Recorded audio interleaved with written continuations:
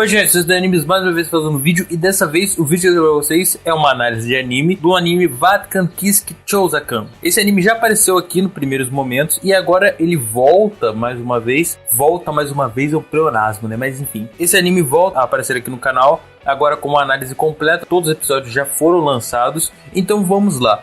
Ele é uma light novel criado por Rin Fujiki e ilustrada por Tony Shibamoto, criado em 2011, com 15 volumes.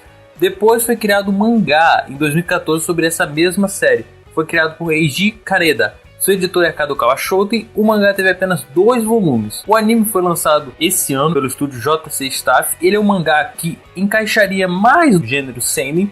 Então vamos ao enredo que ele carrega.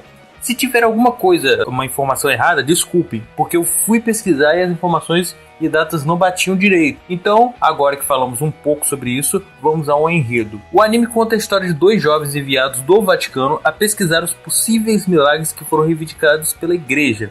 O motivo é para evitar fraudes e sempre examinar para que não se venda meias verdades ou inverdades ao mundo, principalmente em lugares onde tem pouca movimentação, sabe? Sempre inventam um tal de ET Bilu ou um OVNI aparecendo naquele lugar, sabe? Para atrair turismo e o caralho 4. No caso da igreja, o objetivo deles é ver se aquilo realmente é um milagre e o que se encaixa por trás disso. E essas reivindicações de milagres parece que existe mesmo. Eu tava dando uma olhada e, pelo que eu vi, um comunicado de 2016, pelo menos o artigo foi escrito na época, sobre uma nova regulamentação para se reconhecer o milagre. Isso aqui que eu tô falando acontece no Vaticano.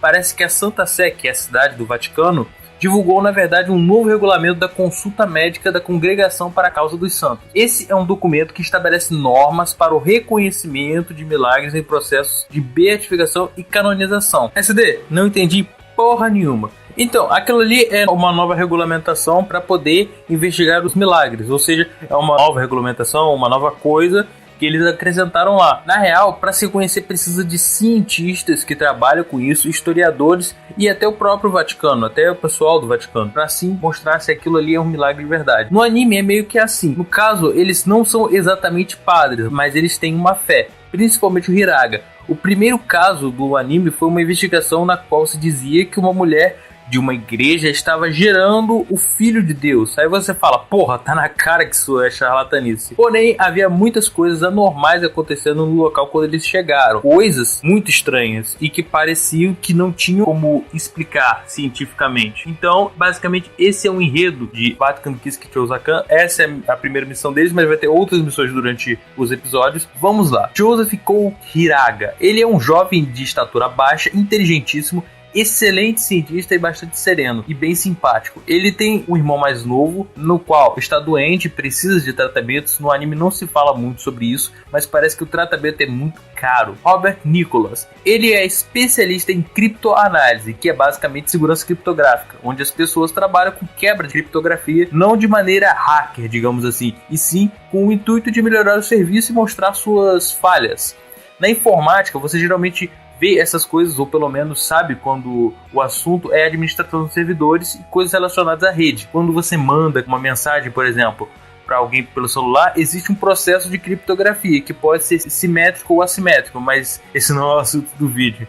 Enfim, mas basicamente quando você envia uma mensagem, existe um processo para que ela seja interceptada durante o envio, entendeu? Porque é coisa de milissegundos. Nicholas é menos calmo que Hiraga, tem mais força física e geralmente quando está tendo um ataque ou algo do gênero, ele é o que fica na frente da situação, vamos dizer assim. Lauren Luca é um amigo de Hiraga, ele auxilia aí muito nas pesquisas de Hiraga, é outro cara realmente muito inteligente. Agora que falamos do enredo, falamos dos personagens, SD tem tão poucos personagens, então eu vou falar sobre isso na análise, relaxa. Então vamos lá. Vatican junta elementos de investigação, suspense e um pouco de drama. Pelo menos é a proposta do anime. No anime, o personagem Hiraga é decididamente o protagonista. Claro, tem histórias envolvendo os dois e tal, se é bem dividido, mas a participação e o envolvimento das coisas sempre vai mais para Hiraga, até com os outros personagens. Nicholas, ele tem uma história muito boa, é explicado em alguns episódios, eu gostei. A relação entre os dois é claramente de irmão. Nicholas muitas vezes vê ele como irmão e vice-versa. Ele sabe como o irmão de Hiraga está e algumas vezes, bem poucas, ele perde o foco por causa disso, o Hiraga.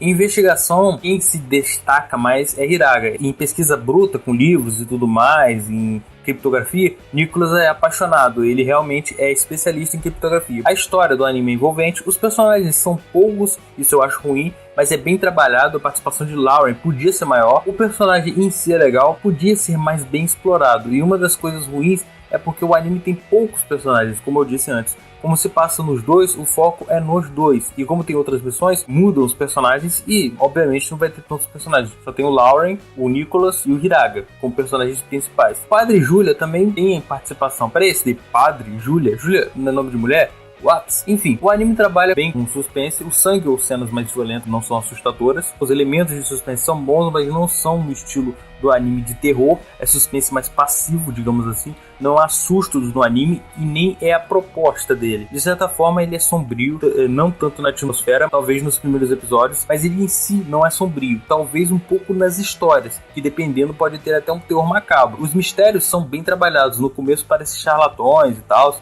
depois a história ela acaba acontecendo coisas que você realmente acha que aquilo ali é um milagre, que aquilo ali não tem uma explicação. Vai ficando mais realista até o momento que você não consegue imaginar que aquilo não é um milagre. A desenvoltura é bacana da história, até porque não é só uma, são várias histórias que depois vão sendo contadas, missões que eles participam para encontrar milagres.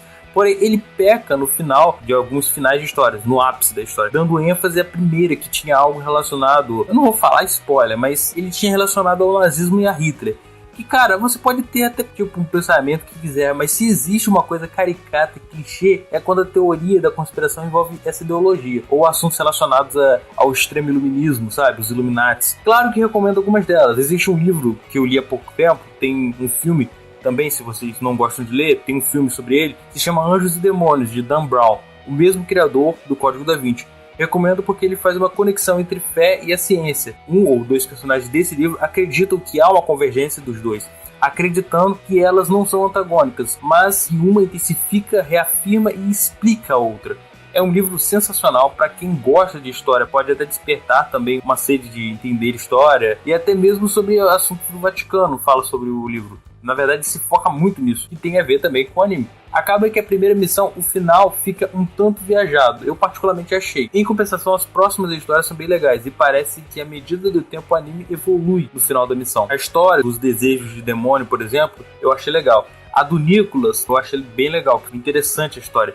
Pra quem assistiu, eu estou falando de Profecias e da Pintura, de um tal cara lá que não posso falar.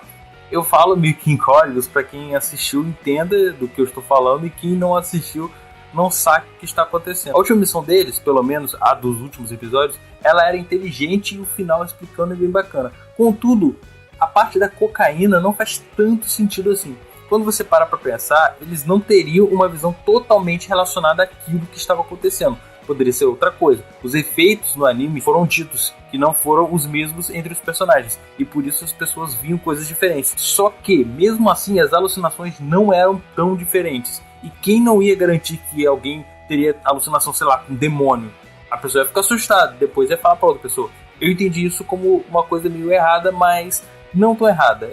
É meio errado. Não vou tirar um ponto por causa disso do anime. O sangue no anime ou cenas de violência, elas não são tão fortes. Quando aparece um ser morto, não é nada tão macabro assim. As histórias têm um teor macabro, mas as mortes não são violentas ou tão exorbitantes. Como disse, o anime não usa elementos de horror, é de investigação, só que como a sinopse e a história do anime envolve coisas que podem se desenvolver macabras, nos dá a leve impressão que ele é de terror e suspense, não soube trabalhar bem com aquilo, quando na verdade a proposta é a investigação e um toque de suspense. A trilha sonora do anime, por um lado, tem algumas músicas que parecem mais de terror, mais assustadoras, mas a maioria de suspense. Na verdade, uma em específico. A abertura é bem maneira e o encerramento, elas são bem normais e bem parecidas com animes mais shonens. A animação é legal e muitas vezes os cenários não são muito claros ou coloridos. Isso tem muito a ver também com a temática do anime, com a atmosfera. A animação em si não tem erros presenciáveis, até porque não tem cenas de luta. São poucas as cenas que os personagens têm que sair no braço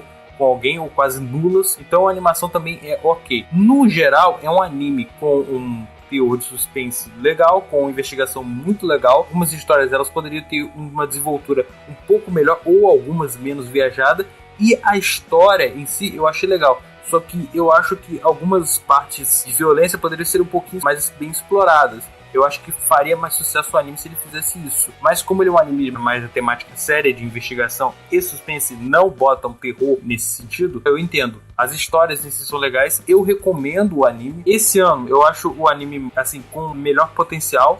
Eu achei a história mais legalzinha porque ela continuou do mesmo jeito e foi evoluindo em certos aspectos. Então ela não me decepcionou. Claro que eu preferia que tivesse mais personagens, mas o anime em si eu achei muito bacana. Vamos ver os próximos animes que vão ser lançados e vamos ver se tem algum que vai fazer ser o predileto. No ano passado foi o Boku Dakigai Naimachi, que era um seinen. Bom, obrigado por ter assistido o vídeo, até o próximo vídeo. Deixe um like, adicione os favoritos, mostrem para os seus amigos e também mostrem para eles esse anime aí, para ver se eles gostam. Obrigado por ter assistido o vídeo, até e tchau.